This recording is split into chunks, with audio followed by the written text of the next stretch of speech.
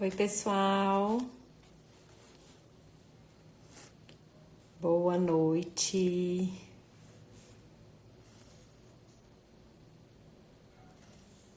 Ui.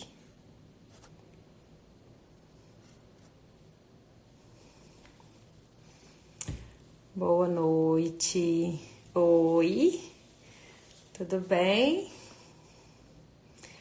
Vamos começando, né? Nossa live de hoje, toda segunda às 20h20. E aí, gente, me conta como que vocês estão em relação a todo esse movimento, né? Sobre coronavírus. Como que tá aí para vocês? O que vocês estão sentindo? Como que tem sido, né? Esse movimento para vocês, para os filhos, para os espaços que vocês estão inseridos? Contem aí pra mim um pouquinho de máscara, né? Aqui pode. Conta um pouquinho como que vocês estão. Preocupação. Sabe o que é interessante? Até ontem eu estava bem tranquila, assim, em relação a esse movimento. Hoje já tá bem complicado, né? Bianca, em BH tá alarmante? Como que tá aí, Bianca? Boa noite. Quem tá entrando aí? E hoje eu vou atender o pedido de vocês, né? Na live passada, da gente falar sobre os desafios desses primeiros anos da vida da criança, né? Como que nós temos desafios nesse período. Da saúde, estou vendo que está preocupante a Thaís falando. Eu acabei de, um pouquinho mais cedo, gente, de postar lá no feed do Instagram. Eu acho que é um momento de reflexão, né? É um momento de introspecção, de reflexão. E a gente precisa realmente se atentar para isso, assim, para que a gente possa espalhar outros tipos de vírus também, né? Não só do negativismo, não só de tudo de ruim que isso pode trazer. Cuidando sem pânico, né, Margarete? Buscando as informações de fontes confiáveis, envolvendo os nossos filhos, os nossos familiares nisso, mas trazendo também para um outro ponto de reflexão, sabe? Eu escrevi até um pouquinho sobre isso, porque nos meus treinamentos, todos os treinamentos que eu dou em termos comportamentais nas empresas, eu sempre falo sobre essa questão, que é muito interessante. Uma pesquisa que foi feita pela Harvard Business Review, que é uma revista que eu acompanho, que é uma revista norte-americana que traz muitas informações muito novas pra gente, né? Então, essa revista traz uma pesquisa que foi feita com algumas empresas norte-americanas sobre o contágio emocional e mostrando, né, gente, como que nós somos contagiados emocionalmente, como que os sentimentos eles pegam. Então eu fico pensando, quando a gente tá o dia inteiro ao lado de uma pessoa que só reclama o dia todo, como que a gente fica no final do dia? Parece que a gente fica carregado, né? Mas por outro lado, os sentimentos positivos, né? Eles pegam da mesma forma. Então é muito importante a gente se atentar para o que está ao nosso redor e a gente espalhar e a gente emanar energias positivas também, né, alinhado com esse lado espiritual, né, Carla? Pra gente buscar isso, assim, quais são todas as reflexões que esse momento traz, gente? Porque é um momento de introspecção, é um momento de reflexão, é um momento para a gente ficar mais perto dos nossos, né, daquilo que realmente é importante, de voltar para nossa essência.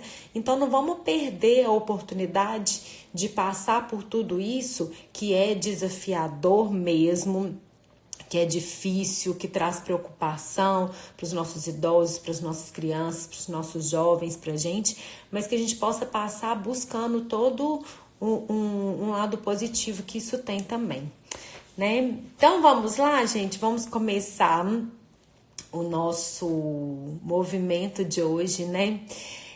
Essa live é uma live que eu considero ela assim, vital para todas as mães que têm filhos na primeira infância.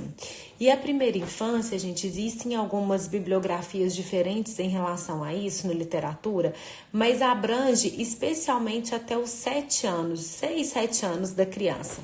A gente chama de primeira infância. Por que que é muito importante para todos os pais? Se alguém aí tem algum amigo que tem, alguma amiga mãe que tem filho até 7 anos, gente, sugira assistir um pouco dessa live, porque realmente são assuntos que estão na essência da nossa construção, né, como pessoa, como valores. Né? A gente tem falado aqui, quem tem me acompanhado nas lives de segunda-feira, já me ouviu falando o quanto até os 7 anos são momentos cruciais para dar embasamento. Essa primeira infância é linda, né, Bianca? Para dar embasamento para tudo aquilo que a gente vai se tornar no futuro, né? Então, os 7 primeiros anos são 7 anos de muita informação que a criança recebe, onde as questões neuronais estão sendo conectadas. Então, tem muita coisa no sentido cerebral mesmo que está acontecendo. E até os 3 primeiros anos, especialmente, gente, a criança vai aprender mais do que ela vai aprender a vida inteira. Do tanto de coisa que a criança está sendo submetida nessa primeira infância e que ela está recebendo e que vai constituir, muita coisa disso vai fazer parte da sua constituição, da sua essência, que ela vai repetir, né, esses padrões lá no futuro. Já mandou aí, né, Margarete? Obrigada. Nós vamos falar, Luana, dos comportamentos do filho de 2 anos. Eu vou fazer o seguinte. Eu preparei alguns desafios que eu mais vejo chegando no consultório, que as mães mais me perguntam. Então, eu queria combinar com vocês da seguinte forma. Eu vou passar por todos esses desafios e, à medida que eu for passando, se tiver algo que eu não falei e que você esteja querendo saber, vocês me perguntam, tá? Porque eu vou passar por várias coisas aí que eu acredito que vão, né, estar ligadas aí ao que vocês estão passando e sentindo com os filhos de vocês. Então, vamos lá. O que acontece, gente, logo nos primeiros anos de vida da criança? Primeiramente, a criança humana, né, a criança mesmo, assim, o ser humano, o bebê humano, é um bebê extremamente dependente, diferente de outros animais da natureza, né? O bebê humano é um bebê extremamente dependente e existe um processo aí que é chamado de esterogestação, não sei se vocês já ouviram falar, que seria uma gestação fora do corpo do bebê. A Sofia sabe muito bem, né, Sofia? Entrando aí. Pediatra, viu, gente? Ótima, Sofia. Confio muito no trabalho dela. E aí, nessa esterogestação, gente, o que traz pra gente? Seria uma continuidade da gestação, porém fora do corpo do bebê, fora do corpo da mãe. Então, a criança tá totalmente conectada com essa mãe e extremamente dependente. Então, os primeiros desafios aí que nós temos na maternidade são desafios em relação a amamentação, ao sono da criança, né? Algumas dúvidas de pressões sociais, de como proceder diante de cada coisa. E aí, o que eu falo? Os pais, eles precisam estar muito conectados nesse momento. E a gente falou isso na primeira live da relação do casal. Quem não viu, gente, tá salva lá no Facebook, tá salva lá na minha página no YouTube, que é extremamente importante os pais, eles estarem alinhados nesse processo. E aí, o que acontece, gente, nesses primeiros meses? São desafios voltados para as necessidades bem básicas da criança, incluindo aquela necessidade básica que a gente já falou, que é do contato, né? Do toque, que a criança, ela sente essa necessidade da mesma forma que as necessidades consideradas básicas para nós. E aí, gente, até por volta dos 10 meses... O bebê humano, ele é extremamente dependente, né? Ele precisa do adulto para tudo. Os movimentos que ele faz ainda são movimentos restritos, né? Que precisam do apoio do adulto. A Gra chegou aí, a Gra tem uma surpresa pra gente hoje nessa live. Desde já, obrigada, viu, Gra? Tenho certeza que tem mãe aí que vai ficar super feliz com a surpresa. E aí, até os 10 meses, a criança ela é extremamente dependente, né? Desse adulto aí, dessa pessoa que exerce essa função materna e função paterna. A partir dos 10 meses, 12 meses, a criança já começa a manifestar uma certa aptidão para andar, para buscar, né, gente? Porque aí é o momento que a criança começa a mexer em tudo, né? Que ela coloca a mão em tudo, que ela experimenta o mundo através desse tocar, do ir e vir ali. E é a partir daí que começam os grandes desafios, né? Que eu acredito que são os principais, mas que nós vamos sair dessa live com uma outra visão em relação a esses desafios. Por quê, gente? Porque é o momento que a criança ela começa a entender que ela é um ser diferente desse cuidador, principalmente dessa mãe. Então, a média aí por volta dos 9 meses, é o primeiro momento que começa essa separação de mãe e bebê, que a gente tem até o que a gente fala na psicologia da angústia de separação. Então, é um primeiro movimento no qual a criança já começa a se perceber longe da mãe. E aí, quem tá acenando aí, muito obrigada pela presença. E aí, gente, o que acontece? A partir daí, a criança, ela começa o seu processo de amadurecimento, o seu processo de busca, né? Já começa a fazer um movimento para comer, né? Introdução alimentar, né? E todo esse processo. E aí a gente fala por volta de 1 a 3 anos, porque hoje, inclusive, uma amiga muito querida me mandou uma mensagem assim: nossa, Marcelo, você tá falando do meu filho, só que ele é precoce, né? Porque ele não tem os 2 anos ainda, né? Dessa fase, bem entre aspas, da crise dos 2 anos, dos terrible two. Mas aí por volta, a gente traz essa fase entre 1 e 3 anos, porque tá aí, né, lá. Você vai ver muita coisa sobre o João aqui, lá. Porque é uma fase que a criança ela começa a despertar para várias coisas do mundo. Então, gente, algumas crianças podem antecipar essa fase, algumas crianças podem apresentar tudo isso que eu falar aqui tardiamente, mas está tudo dentro da conformidade daquilo que é esperado. E aí, 2 mamães que já falaram aí, o que começa a acontecer? Aquela criança boazinha, né, gente, que atendia as expectativas, que era carinhosa, que estava ali, né, todo esse processo de dar retorno para esse adulto, começa a se colocar, a se posicionar no mundo de uma forma diferente. Por quê, gente? Porque por volta desses 2 anos acontece esse processo de individuação da criança. O que é o processo de individuação? É a intensificação dessa angústia de separação que começou lá por volta dos 9 meses. Então, o que acontece nesse período? É o momento que a criança ela começa a entender que ela tem uma opinião própria. E que essa opinião própria, ela pode ser diferente dos pais, que ela pode ter uma opinião diferente, um posicionamento diferente, um querer diferente dos pais. E aí coincide com uma outra questão, que por volta dos 2 anos, a criança ela já começa a desenvolver também a sua verbalização. Então, é um processo que a linguagem faz muito sentido nesse momento. É um movimento do eu quero, né? Eu estou com vontade, eu consigo, né? Então, é um processo que a criança se volta para ela, né? Que a gente chama a criança muitas vezes de egoísta. Mas não é, gente, a criança ela não é egoísta, ela tá só entendendo que agora ela é vista como alguém diferente dos pais, porque até então o processo tava assim, ó. Então, vamos elencar tudo o que acontece por volta dos 2 anos, tá? E aí, por volta dos 2 anos, a gente fala do 1 ao 3 anos, podendo se estender até 4 anos. Agora, passou de 4, de 5 anos, e isso ainda tá fixado, aí é um sinal de alerta, né, que a gente precisa de entender, né, Ana? Vamos lá. Então, olha o que acontece.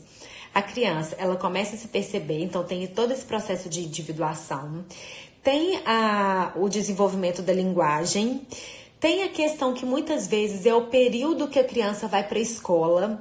Então, gente, o que é o desafio na adaptação escolar nesse período?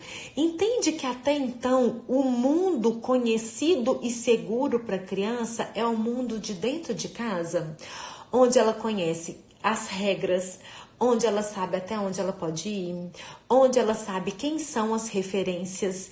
E aí, o processo escolar, a introdução na escola, é um processo de desafio. Por quê? Porque a criança ela começa a se adaptar a dois mundos diferentes. Ao mundo da casa, ao mundo da escola, com regras diferentes, com referências diferentes. Então, tudo isso está acontecendo ali por volta dos 2 anos. E aí, gente, por mais que a criança comece a desenvolver a linguagem, o seu amadurecimento cerebral não acompanha esse desenvolvimento ainda. Então, o que acontece? A criança ela ainda é imatura em termos cerebrais, em termos cognitivos, para lidar diante de vários desafios que ela começa a lidar. Então, por que a fase dos 2 anos é uma fase marcada? Podem falando aí para mim, o que vocês estão passando? Quando vocês falam, estou passando por isso, estou passando por quê?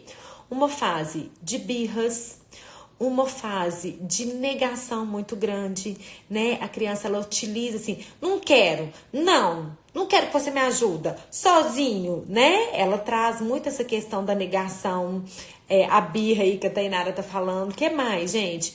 Uma fase, às vezes, dos gritos, dos descontroles emocionais, de morder o coleguinha. Alguém tá passando por isso aí?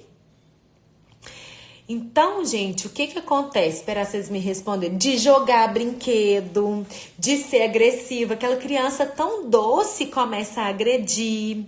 Adolescência infantil, né? Alguns autores, eles falam sobre isso, né? A adolescência na infância.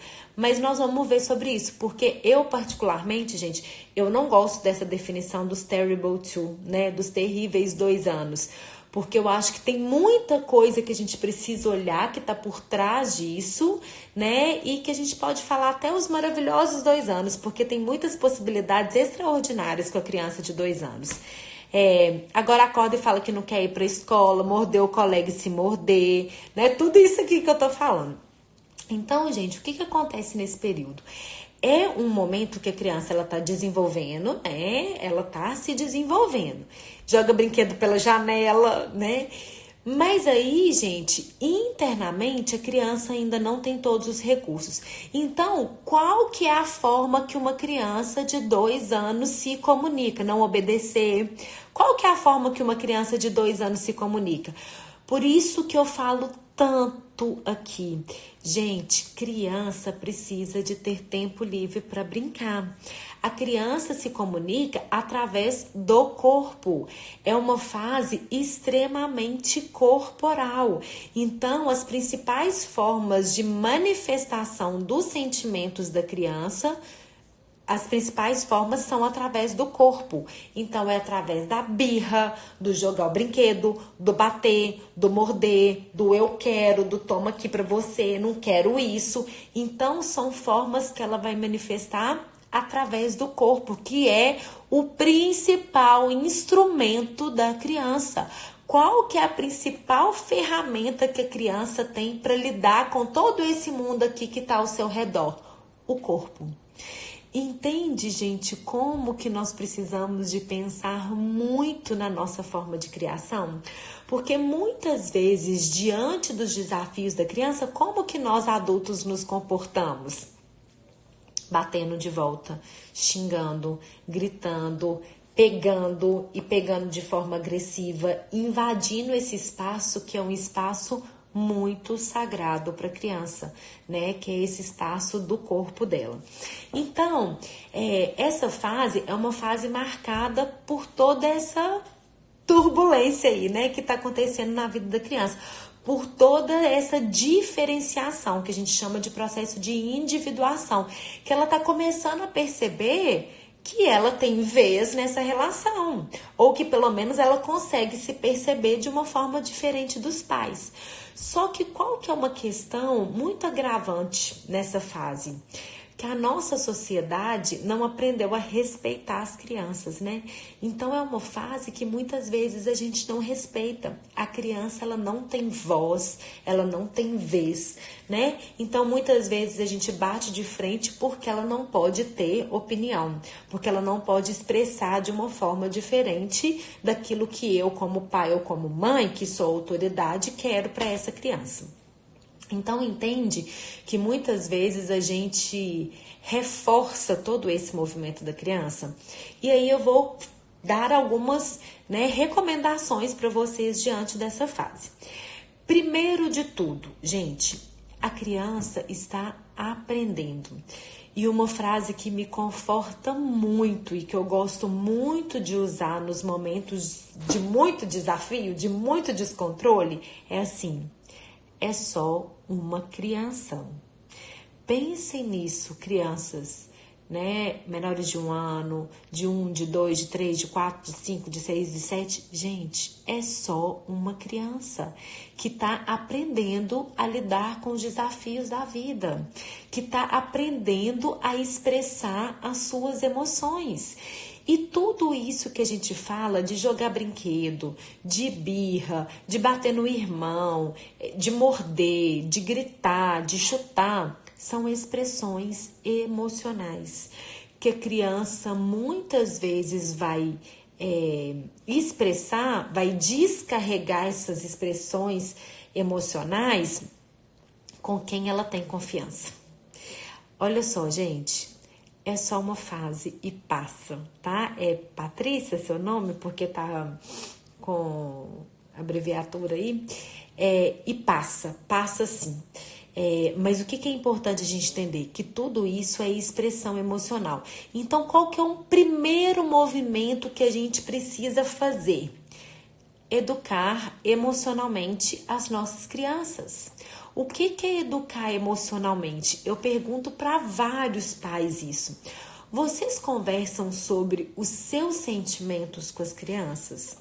Vocês falam depois de um dia cansativo, né? Quando vocês estão jantando, quando vocês estão na mesa, vocês falam sobre como que vocês estão sentindo?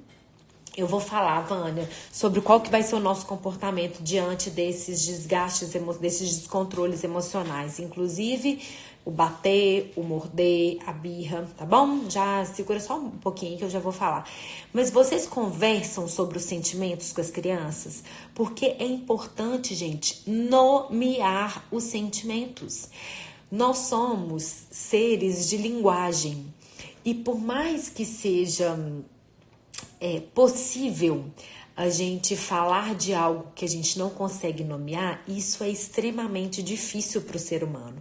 Então, sabe quando a gente sente alguma coisa, fica assim, eu tô sentindo uma coisa, e enquanto a gente não consegue nomear essa coisa, a gente não consegue verdadeiramente se abrir, se libertar e se curar disso. Então, com as crianças, da mesma forma, a gente precisa de começar a nomear as emoções para as crianças entenderem do que se trata, para elas entenderem que a mamãe e o papai também sentem e como que o nosso corpo fica quando a gente sente isso. Quando a mamãe tá com raiva, a mamãe fica vermelha, a mamãe fica brava, o tom de voz fica mais alto, dá uma coisa aqui dentro que parece um vulcão querendo explodir. Então a gente precisa de começar a fazer isso. Qual que é a grande recomendação que eu dou, né, em relação a essa educação emocional? Trabalhar com livros, gente. Por quê? Porque as crianças, elas aprendem com os personagens dos livros. As crianças, elas aprendem quando elas conseguem se colocar na história. E a criança com história, ela é muito aberta a isso, né? Então, eu gosto sempre de trabalhar. Eu tenho alguns livros para mim que são de cabeceira mesmo, para pais que têm filhos nessa fase, porque são livros que nos ajudam. Tem eu tirei foto para mostrar para vocês, que é bem infantilzinho, né? Que é bem dos primeiros movimentos aí da criança, né? Até os 3, 4 anos, até uns 5 anos, que é esse aqui que eu gosto muito dele. Vou colocar aqui para vocês verem. que é o livro dos sentimentos do Todd Parr. Então ele fala, né, alguns sentimentos, como que eu me sinto quando eu encontro com um amigo, quando eu posso tomar banho na banheira e comendo almôndegas, quando eu estou triste, quando eu tô com raiva. Então é um livrinho básico, fininho, mas que a criança começa a entrar em contato com as suas emoções. Outro livrinho que eu gosto é para as crianças um pouco mais velhas, a partir dos 5, 6 anos, porque aí traz de uma definição já mais densa também para a criança aprender, é o emocionário, né, gente? O emocionário, a gente já fez até um sorteio do emocionário. Eu acho ele muito legal, porque traz várias combinações de sentimentos, né, para a criança começar a se perceber também nesse processo. E uma coisa que eu tenho no consultório, que eu tenho no quarto das meninas lá em casa, é a carinha dos sentimentos, né, da disciplina positiva. Essa carinha dos sentimentos, gente, começa a mostrar para a criança várias formas, né, que ela pode sentir e que é válido qualquer tipo de sentimento, gente. Isso é muito importante ficar claro para vocês pais e para as crianças. Todos.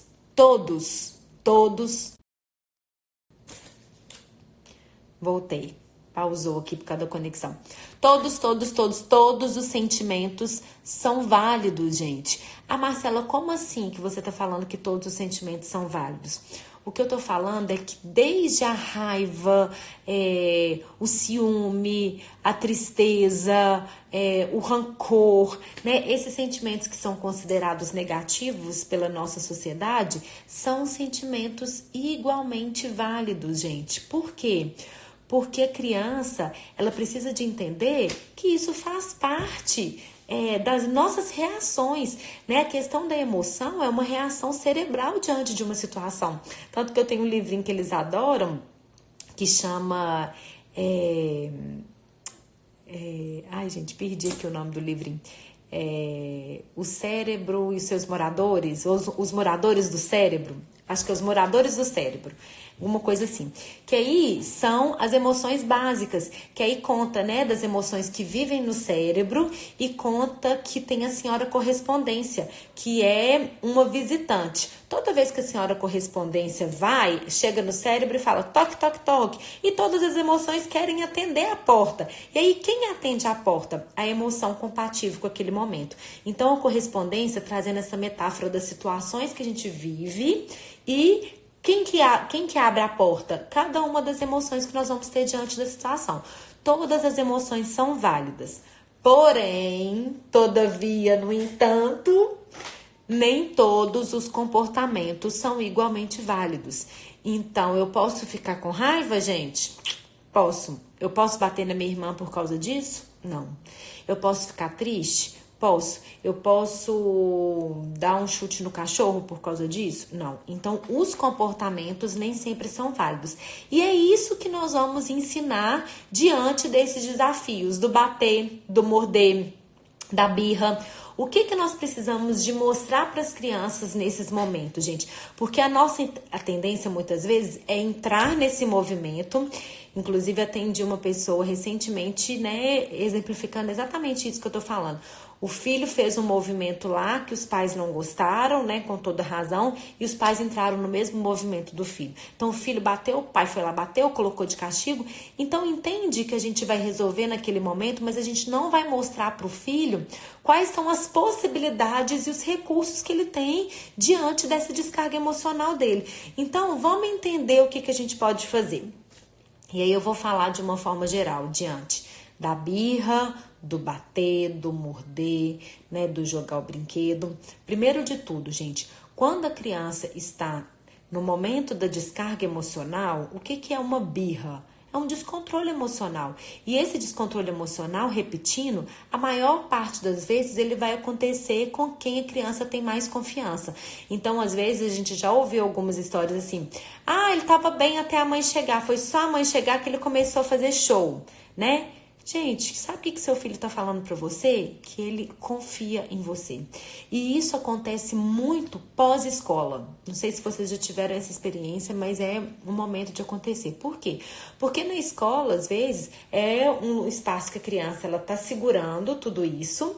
Por quê, gente? Porque ela já entendeu que as regras são diferentes da casa. Então, a criança ela vai segurando, vai enchendo, né, de tudo isso. E aí, quando ela chega em casa, chega no seu ambiente do conforto, do conhecido, daquilo que tá ali para ela, ela faz o quê?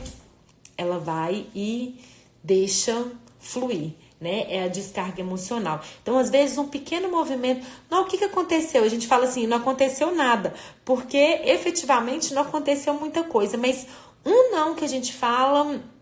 A mínima necessidade que a gente não atende é suficiente para toda essa descarga vir. Então, gente, né, primeiro de tudo, nomear as emoções, que eu já tinha falado para vocês, de começar a fazer esse movimento com as crianças, não no momento do descontrole, mas comece a falar. A mamãe fica, eu brinco lá em casa e eu trago isso para os meus clientes também, sobre o Pedro Vira Porco Espinho, que foi um livrinho que eu acho ótimo, que foi até da Fundação Itaú, que, né, aquele que a gente se inscreve e recebe gratuitamente os livros. Pedro Vira Porco Espinho. E aí a gente começa a conversar. O que faz a mamãe virar porco espinho? O que faz o papai virar porco espinho? O que faz você virar porco espinho? Que é deixar a gente nervoso. E aí ela sabe lá em casa que pra mim, atrasar um compromisso... Voltou aí, né, gente? A internet tá falhando aqui um pouquinho. Que quando eu tô atrasada para um compromisso, é uma possibilidade muito grande de virar porco espinho. Então, o que a gente pode fazer? Fazer um movimento para que a gente sempre saia adiantado diante dos compromissos que a gente tem, né? Então, gente, a gente se envolver no processo é importante, porque muitas vezes a gente vai lidar com os sentimentos dos filhos, mas nós adultos nunca falamos sobre isso, a gente não conversa sobre os nossos sentimentos. Pelo contrário, às vezes a gente faz um movimento contrário mesmo, é de não demonstrar os nossos sentimentos para a criança. E a gente pode demonstrar, porque, né, para mim, com criança a gente lida com verdade. Então, primeiro é a gente trabalhar constantemente, diariamente. Filho, teve alguma situação hoje que você se sentiu desse jeito aqui do quadrinho? Enciumado. Você sabe o que é enciumado? Você sabe o que é calmo? O que é tranquilo? Você sabe o que é nervoso? Que é descontente, né? Então, a gente começa a ampliar esse repertório emocional da criança. E aí, gente, no momento do descontrole emocional, não é o momento pra gente ensinar. O momento do descontrole emocional é o momento pra gente acolher. O que a gente faz, gente? É aquele momento que a gente está ali para o acolhimento. A gente já entendeu que o filho tá dando birra, que o filho bateu no coleguinha, que um filho mordeu. E o que isso traz na gente? Com toda a verdade, diante dessas situações, como que vocês se sentem diante dessas situações? Quando o filho morde, quando o filho bate no coleguinha, quando ele dá birra, qual que é o sentimento de vocês?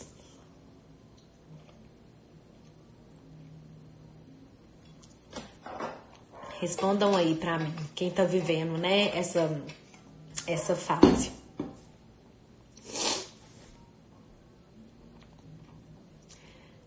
Respondam aí, qual que é o sentimento de vocês quando vocês lidam com esse tipo de situação? A gente fica nervosa, não se ensina a nadar quando está afogando. Exatamente, Fernanda. Gente, Fernanda é outra linda, né? Que sempre traz coisas positivas pra gente. A gente fica com raiva, desespero. E aí, muitas vezes, o que a gente faz é isso que a Fernanda falou. A criança tá afogando e a gente tá ensinando a criança a nadar. Vergonha. A Bianca trouxe e tenho muitos casos, né, em relação a isso. E todos esses sentimentos, gente, ligam um botãozinho aqui pra gente, que é o seguinte. É um botãozinho que fala assim, você precisa fazer alguma coisa com esse menino. Você precisa agir. Não é possível que você vai deixar esse menino fazer birra e não vai fazer nada com isso. Não é possível que ele acabou de morder o coleguinha e você não vai fazer nada com isso. Não é possível que depois de bater num amigo, você vai ficar aí e não vai fazer nada com isso. Então, gente, diante dessa situação, liga um botãozinho de alerta que eu chamo de pressão social para que a gente se posicione de alguma forma. E geralmente o posicionamento que a sociedade espera é um posicionamento que faz a mesma coisa que a criança esteja fazendo. É ficar nervosa com ela, é ficar bravo com ela, é mandar ela pedir desculpa. Entende que esse pedido de desculpa, gente, não é real, não é verdadeiro. O pedido de desculpa é pro pai do coleguinha, é pra gente como adulto, não é verdadeiramente entre as crianças. Então, uma vergonha, uma sensação de impotência diante de tudo que a gente ensinou e parece que a gente, né, é uma mãe ruim diante disso. Então, varia entre raiva e calma, né? Que você já tá nesse processo, né, Fernanda, de, né, amadurecimento, de autoconhecimento para se controlar. E aí, gente, uma coisa que eu falo para vocês: ensinar demanda tempo. Ensinar demanda paciência. Ensinar demanda que a gente aguarde, às vezes, a absorção da criança. Não é de um dia para o outro. A gente precisa de um processo contínuo de ensinamento e de posicionamentos alinhados com aquilo que a gente acredita. Então, gente, quando diante de uma situação de mordida, de bater, de xingar, de birra, nós nos posicionamos da mesma forma, enfatizando isso, ou a gente fica com raiva, ou a gente bate, ou a gente coloca de castigo, ou a gente força um pedido de desculpa, entende que nós estamos reforçando todo esse descontrole emocional? Então, nesse momento, a gente não está ensinando para a criança a habilidade de vida para que ela possa aprender para outras situações. E quando a criança nos enfrenta, né, Andréia, diante disso, entende que até diante desse comportamento tem coisas por trás disso? E aí, Andréia, o que eu sempre falo? Nós estabelecemos o limite, porque não é, pelo menos daquilo que eu acredito, não é uma educação permissiva que também faz com que a criança fique confortável e aprenda, né? Porque não é o que eu acredito. Então, a criança enfrentou, a criança veio pra cima da gente, porque muitas vezes elas também têm esse ímpeto de bater, de querer, né, se defender de alguma forma. Elas têm isso, então eu me posiciono e falo assim: olha aqui, eu sei, aqui ó, e às vezes segurando, tá? E às vezes segurando, porque eu não vou deixar que a criança me bata, eu não vou deixar que meu filho me bata, né? Eu não vou deixar que que ele faça esse movimento. Então, filho, eu sei que você está com raiva. A mamãe está percebendo que você está com raiva. E você não vai me bater. E aí nós vamos falar do não daqui a pouquinho, tá? E você não vai me bater. A mamãe tá percebendo que você ficou chateado porque você queria continuar brincando. E agora nós precisamos tomar banho, porque foi o combinado. A mamãe tá percebendo que você tá triste porque o brinquedo quebrou. E quando você estiver disposto a conversar com respeito com a mamãe, eu tô te esperando lá na cozinha. Entende que diante desses movimentos a gente é firme, mas acolhendo o sentimento. A gente não descaracteriza o sentimento. Ah, que bobagem, menino, ficar com raiva. Pode parar com isso. Pode parar de chorar. Pode parar, né? Então, não, a gente acolhe o sentimento, mas se posiciona diante dele. E muitas vezes, gente, as crianças que são mais desafiadoras, aquelas que mais nos enfrentam, são as que mais estão precisando ser acolhidas. Sabe o que acontece algumas vezes que eu já percebi? Sabe quando vocês vão acolher e falam assim: a mamãe tá aqui, você quer um abraço? A criança fala assim: não quero, sai daqui, não quero você. E você vai sair, a criança te puxa, mas também não quer um abraço, mas também não quer que você saia. Então, ainda é difícil para a criança elaborar tudo isso que ela tá vivendo. Mas a sua presença ali do lado dela, estando sob o olhar dela, né? Porque pode ser que ela não queira, que ela se recuse ao contato e tá tudo bem. Mas estando ali próximo, ela entendeu que você não está ignorando.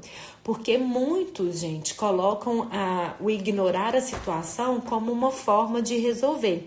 E para mim, o ignorar, ele tá no mesmo balaim lá dos castigos, das recompensas, porque funcionam, mas funcionam naquele momento ali, né? E trazem vazio, porque demonstra assim, ó, se a minha mãe ignorou, é porque de alguma forma esse sentimento não é importante, ou porque de alguma forma eu não posso sentir isso, né? Então, esse é o movimento. Primeiro, a gente precisa estar calmo, e aí eu falei na live passada, se diante de uma situação dessa você não está calmo, gente, sai de cena. Se ativou lá a raiva, porque ativa mesmo, eu sei que ativa e comigo não é diferente. Se ativou a raiva, se ativou o desânimo, se ativou algum movimento aqui que não vai produzir um bom resultado junto com a criança, sai de cena, tem o seu tempo positivo, se equilibra e aí depois de estar mais equilibrado você volta, né, volta para a cena, né, com a criança, e aí sim nós vamos intervir nesse sentido de acolher os sentimentos, não vamos ensinar a nadar nesse momento, né, que tá afogando, nós só vamos tirar de cena, e o tirar de cena, às vezes eu falo, estamos no supermercado, gente, e a criança começou com esse movimento, vocês podem falar, a mamãe vai te pegar e nós vamos lá pro carro pra gente resolver isso. Aí vocês podem tirar de cena, porque eu falo que é até uma forma também da gente reservar, né, todo esse movimento. Então, mamãe vai te pegar, então você avisa, mamãe vai te pegar, nós vamos pro carro e a gente vai conversar lá. E aí lá, se a criança continuar, né, no processo dela da birra e tudo, espera um momento e esteja ali, né? Mas o tirar de cena também é importante quando a gente tá no local público. E já aconteceu de eu até falar com alguma pessoa do supermercado, falou assim que se eu não voltar em 15 minutos, por exemplo, o meu carrinho você pode desfazer dele, te agradeço, peço desculpas e, né, tá tudo bem. Então, façam esse movimento, mas não é o momento da gente ensinar, dar sermão, tentar educar, tentar falar com a criança nesse momento. Sabe por quê, gente? A criança está assim, ó. Ela não está ouvindo no momento de descontrole emocional. E não é só criança. A gente, quando a gente está nervoso, gente, entende? Olha só. A gente olha para a criança com um olhar e às vezes a gente não percebe que quando nós temos os nossos desafios, né, as nossas frustrações, a gente descarrega emocionalmente nas pessoas que estão mais próximas. Então, em quem muitas vezes que a gente descarrega? É no marido, nas próprias crianças, né, nos nossos pais. Então, nós também damos a nossa birra, me afasto, me acalmo e volto para resolver, né? Os 3 dedinhos aí que a Fernanda tá falando com a gente. Realmente, e aí, muitas vezes nós nos descontrolamos emocionalmente e nós damos as nossas birras. Só que sabe o que eu falo? As nossas birras são mais elaboradas, né, gente? Até porque cognitivamente a gente é mais desenvolvido, né? A gente já tá com o nosso aparato, né, já desenvolvido para enfrentar essas situações. Então, diante do momento de desafio, me afasto, me acalmo e depois que eu me acalmo, aí eu volto para resolver. Obrigada, Fernanda, pela dica. Então, é nesse sentido. E aí, gente, sabe o que eu tenho feito com isso aqui que tá no nosso entorno, que a gente não controla e que muitas vezes nos afeta? Eu tenho permitido que as pessoas falem de mim. E hoje, né, algum tempo já doeu. Hoje em dia tá tudo bem mesmo. Então, eu tento não mais atender às expectativas das pessoas que estão ao redor. Porque muitas das nossas atitudes diante do descontrole emocional da criança é para entender a expectativa do outro, né? Que quer que a gente se posicione de alguma forma. Então, qual que é uma coisa, né? A birra, foi isso que eu falei, diante da mordida. Entende que diante da mordida, primeiro que a gente precisa de entender o que é essa mordida, tá, gente? O que é a mordida da criança ali entre 1, 3 até 4 anos? é uma forma de expressão. Lembra que aqui não está totalmente formado?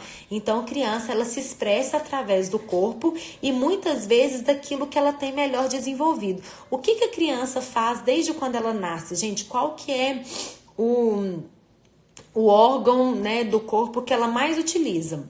A boca. Então, a criança, ela experimenta o mundo através da boca.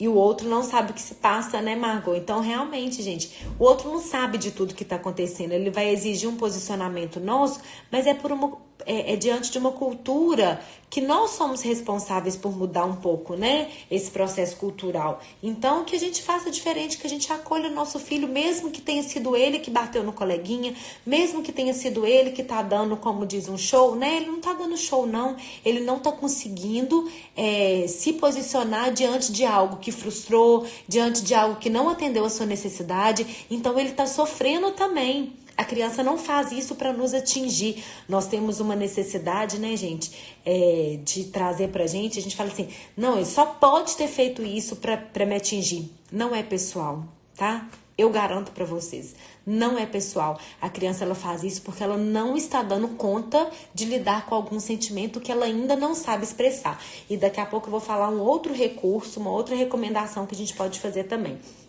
Então, diante da mordida, por exemplo, qual que é a nossa tendência? Acolher a criança que foi mordida. E muitas vezes a gente taxa e não acolhe a criança que mordeu, né? E aí, gente, o morder na criança é uma forma de comunicação.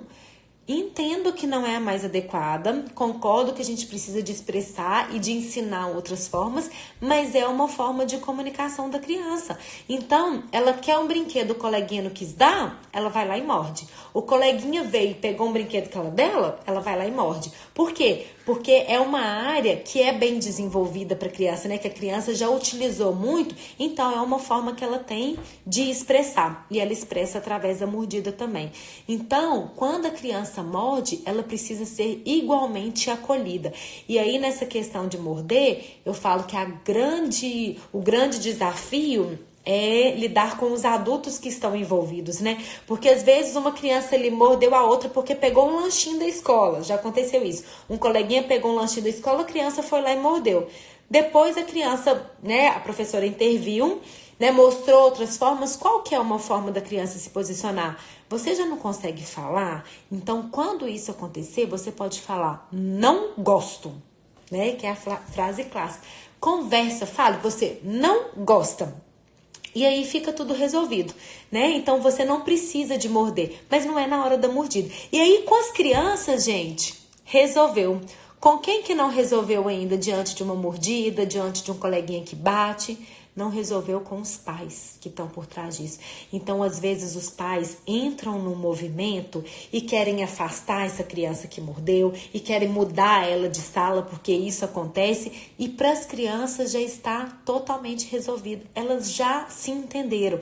Então, gente, quando a gente passa a enxergar tudo isso como uma imaturidade, né, cognitiva da criança, como uma imaturidade ainda em termos de recursos disponíveis para a criança desenvolver toda essa habilidade para lidar de uma maneira adequada, né? A gente começa a olhar para a infância com outros olhos, né? A gente começa a perceber que a criança ela não faz isso para nos atingir, que a criança não faz isso só para chamar atenção, porque existe um jargão, né? Ela quer chamar atenção. Não é para chamar atenção, ela quer ser atendida em alguma necessidade que está difícil para ela se posicionar. Então, quando a gente começa a entender todo esse processo, o nosso olhar fica diferente, porque a gente percebe, é só uma criança se adaptando, só uma criança aprendendo as relações, entendendo o que pode e o que não pode, porque nós não vamos aceitar, tá, gente? Não tô falando pra gente ser compassivo com mordidas, com bater, não, nós não vamos aceitar. E no momento apropriado, quando todas as partes envolvidas estiverem mais calmas, aí nós vamos dar para a criança opções. Falei assim, como que a gente pode resolver isso da próxima vez? Eu entendo que você mordeu o seu colega porque ele pegou o seu brinquedo. E qual que seria outra forma de você falar que ele não poderia pegar o seu brinquedo? Você consegue conversar? Então você sabe falar assim, ó, não gosto que pega meu brinquedo. Então a gente começa a educar as crianças da forma que a gente realmente gostaria que elas se posicionassem, mas com muito acolhimento. Gente, vou encerrar aqui agora, tá? Porque vai dar quase 1 hora, faltando 5 minutinhos ali. Eu vou encerrar e vou voltar, porque tem muita coisa ainda acontecendo, muita coisa pra gente discutir, mas só pra no meio da minha colocação, ela não fechar e eu não conseguir salvar. Eu vou deixar salvo aqui, né? Pelo Instagram nas 24 horas. Depois que acabar as 24 horas aqui, vai estar salva no meu Facebook e no canal no YouTube. Gente, voltem, tá? Porque tem muita coisa pra falar ainda.